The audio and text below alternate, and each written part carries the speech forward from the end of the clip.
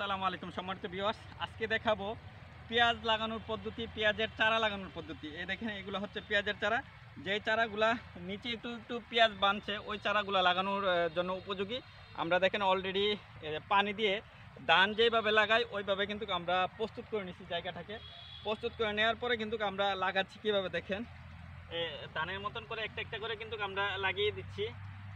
আপনারা লাগানোর পদ্ধতিটা দেখেন, আমরা কিন্তু একটা চারা থেকে আরেকটা চারার দূরত্ব 4 থেকে 6 ইঞ্চি দিছি। আমরা 6 ইঞ্চি দিয়ে কিন্তু একটা একটা করে কিন্তু আমরা ধানের মতন দেখেন কীভাবে লাগিয়ে দিতেছি।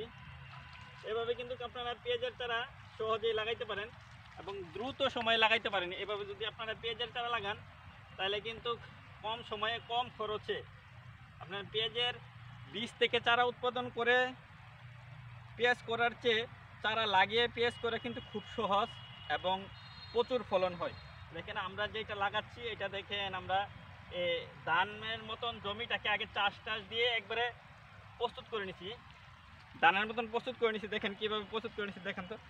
দেখেন কত সুন্দর করে প্রস্তুত করে নিছি। নেওয়ার পরে কিন্তু কাছ থেকে দেখেন প্রস্তুত করে দেখেন একটা থেকে আরেকটার দূরত্ব আমরা 4 থেকে 6 ইঞ্চি দিছি, চারা থেকে চারার দূরত্ব, এবং সারি থেকে সারির দূরত্ব 4 থেকে 6 ইঞ্চি দিছি। এভাবে কিন্তু আপনারা আপনাদের বাড়িতে অল্প জায়গা থাকলেও কিন্তু আপনারা পেঁয়াজ চাষ করতে পারেন।